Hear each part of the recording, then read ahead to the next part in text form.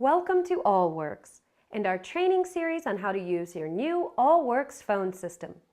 To make this training as easy as possible, we have created a collection of small feature-specific sections. We cover all of the new features, so feel free to watch the videos all at once or one section at a time and at your own pace. Your Allworx phone has many capabilities, and over time you will see that in many cases there are multiple ways to initiate or access the same feature. To help you with the initial training session, however, we will show you how to access the most popular features the way most others access them.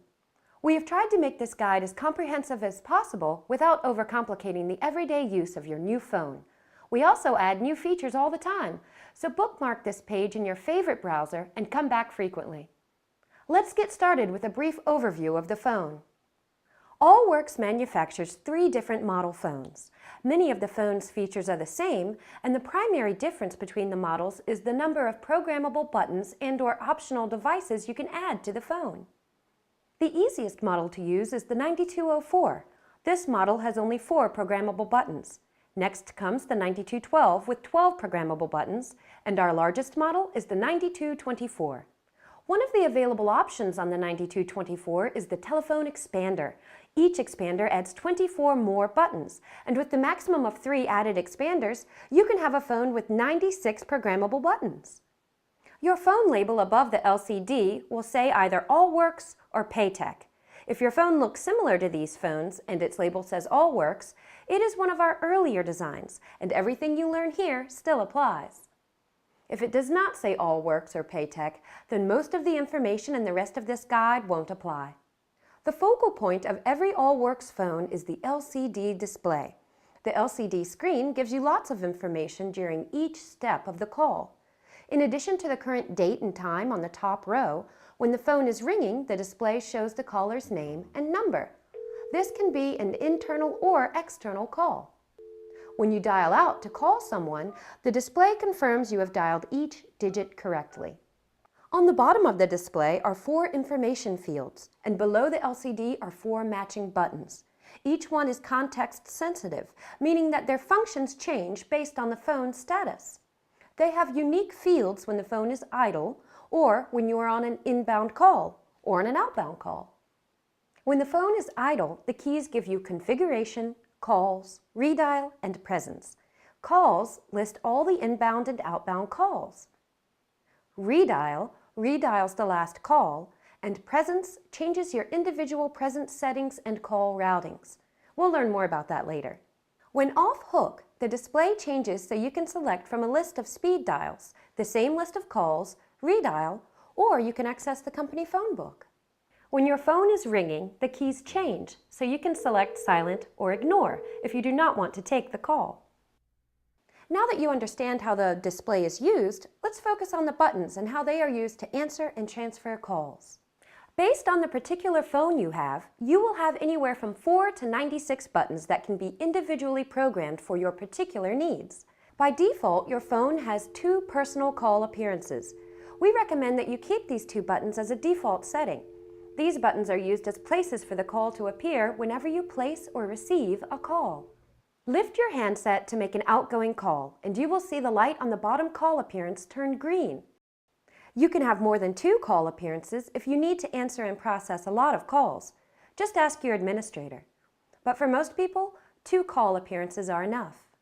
Most of the time, each personal call appearance is yours, and yours alone. Sometimes they can be shared among other users, for call coverage of your boss or your assistant. Even if the call appearance is shared, when you are on a call, that call is private. No one can accidentally pick up your call because that call appearance does not appear on their phone. No one can pick up a call you placed on hold unless that call appearance is a special shared call appearance. Your phone may be optionally programmed with direct line appearances.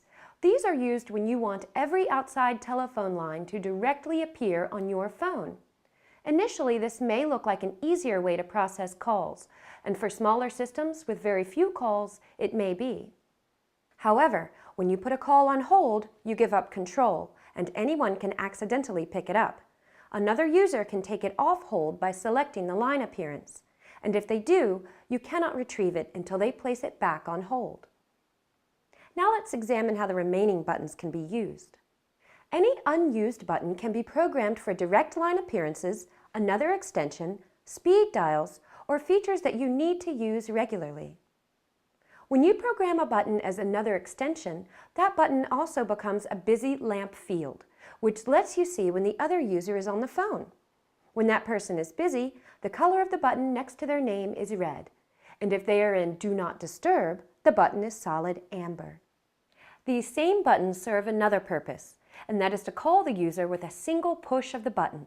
When you do, their phone will ring, unless, of course, their phone is in Do Not Disturb. You can program a busy lamp field on any available unused button.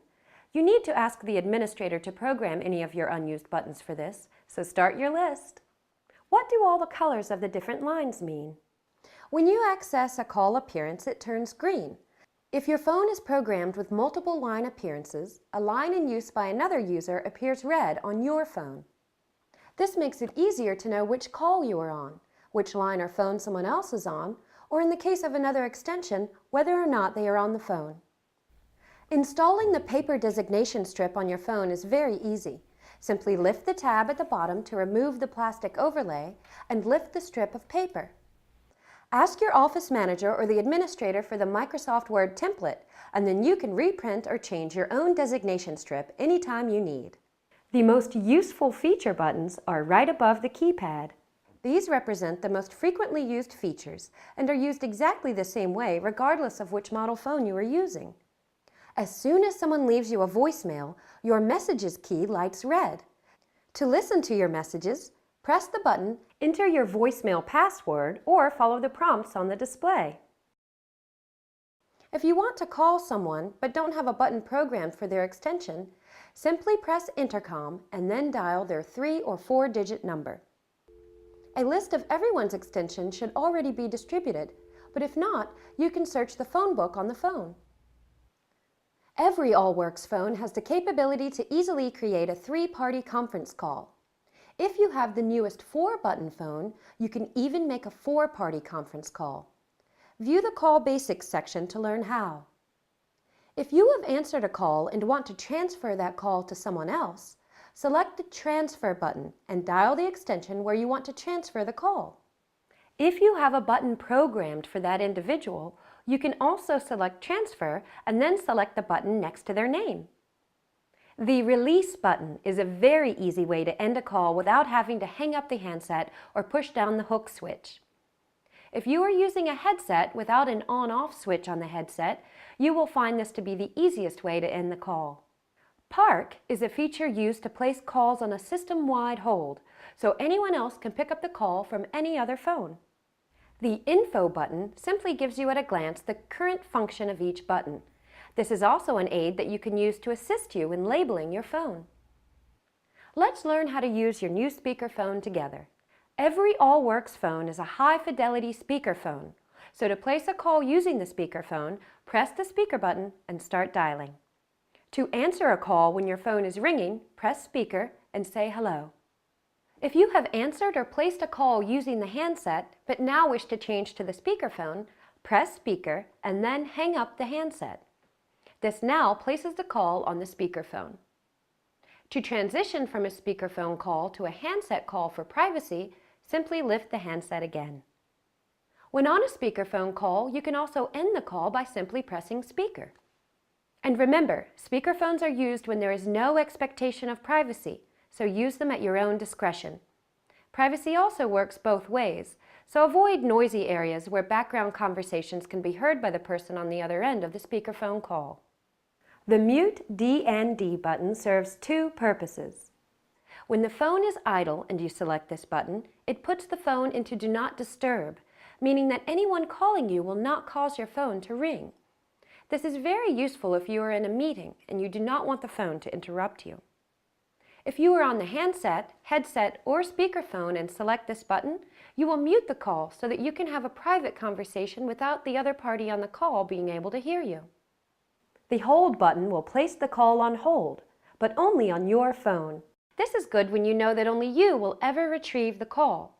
If you want to retrieve the call from another phone or want someone else to be able to pick up the call, you are better off to use the Park button instead. The volume button toggles a number of settings. When the phone is idle, it will adjust the ringer volume for incoming calls. If you are on the handset, headset, or speakerphone, it adjusts each volume independently. As a general rule, and for optimal voice quality, keep the volume setting around 0. Turning up the volume too high will degrade the audio quality, the same way turning up a radio too loud also impacts its speaker quality. If you ever need to unplug and move your phone, here's how. If you turn the phone on its back and take a quick glance, you will notice the 4 square cable connectors and 1 round connector for a power transformer. There is a dedicated jack for both the handset and headset marked with different icons. Please double check and make sure the handset jack is plugged into the handset, and if equipped, the headset is connected to the headset jack. Connecting them incorrectly will result in very poor audio and may lead you to mistakenly believe the phone is defective. The 2 plugs to the right connect the phone between your PC and the network jack in the wall. In some installations, you might find that there are separate cable connections, one for the PC and a separate one exclusively for the phone. Because the Allworx phone connects directly to the network, you can easily move the phone simply by unplugging and reconnecting the phone into another active jack. But if you encounter problems, please check with your administrator to make sure the phone is plugged in correctly. There is a removable base stand on your phone. If your phone is not wall-mounted, you can easily adjust the base to any of 3 different height positions.